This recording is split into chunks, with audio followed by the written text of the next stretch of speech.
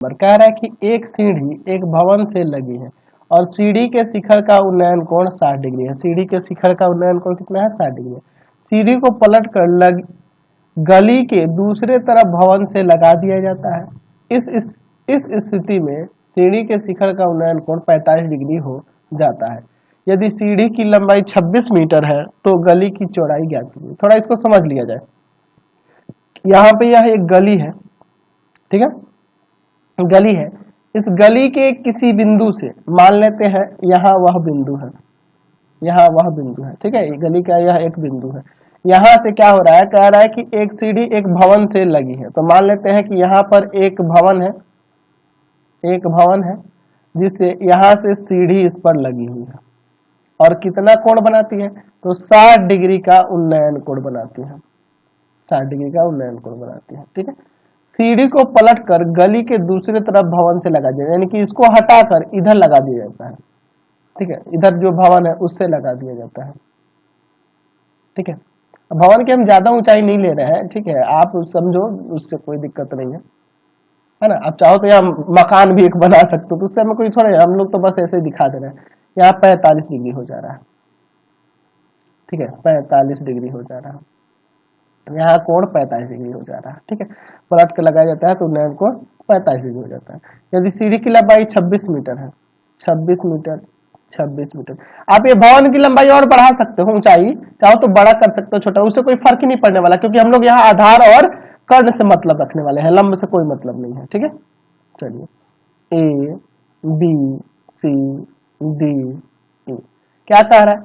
तो गली की चौड़ाई निकलनी, यानी यह AC निकलना है, तो गली की चौड़ाई हम लोग x मान लेते हैं और एक भवन के पाद से वो जो गली का एक बिंदु है उसकी दूरी हम लोग y मान लेते हैं, तो यह हो जाएगा x माइनस वाई। चलिए, माना गली की चौड़ाई, गली की चौड़ाई, गली की चौड़ाई x है, गली की चौड़ाई क्या है? x है, ठीक है।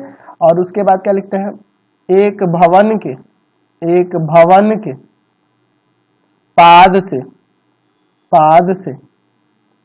भवन के पाद, जैसे आप फिगर में देख रहे हैं ना, भवन के पाद यानी A से, पाद से क्या है आपका? तो यह गली पे स्थित बिंदु, पाद से गली में स्थित बिंदु, सॉरी कुछ टेक्निकल फॉल्ट हो गया था। गली में स्थित बिंदु क्या नाम है इसका? B की दूरी y है, ठीक है, इसकी दूरी क्या है? y है, तो x माइनस वाई हो गया। अब चलते हैं एक एक करके, चलते हैं पहले त्रिभुज ABE में,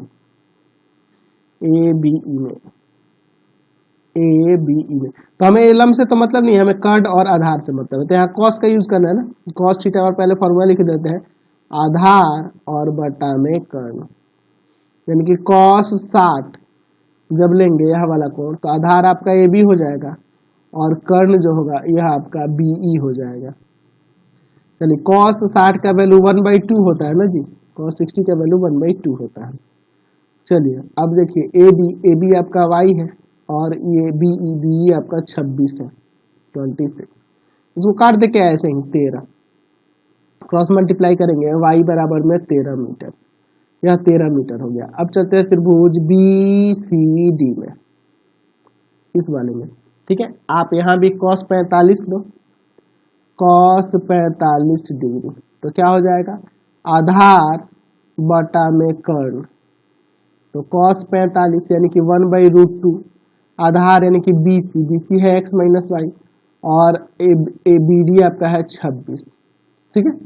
चलिए, एक काम करते हैं, यहाँ से आप इसमें यहाँ ला दो, तो हो जाएगा x माइनस वाई बराबर 26 बटा में √2, 26 बटा में √2 मीटर।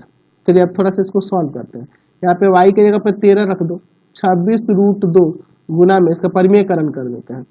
चलिए, x बराबर में हो जाएगा, यहाँ देखो ऊपर 26 √2 और बटा में आपका √2 में √2 से गुणा 2, इसे काट देंगे और प्लस में ये आपका 13, ये आके इधर जुड़ा है ना जी, यानी कि यहाँ से अब चाहो तो x बराबर में हो जाएगा 13 कॉमन कर लो, √2 + 1 मीटर, इतना भी छोड़ सकते हैं गली की चौड़ाई।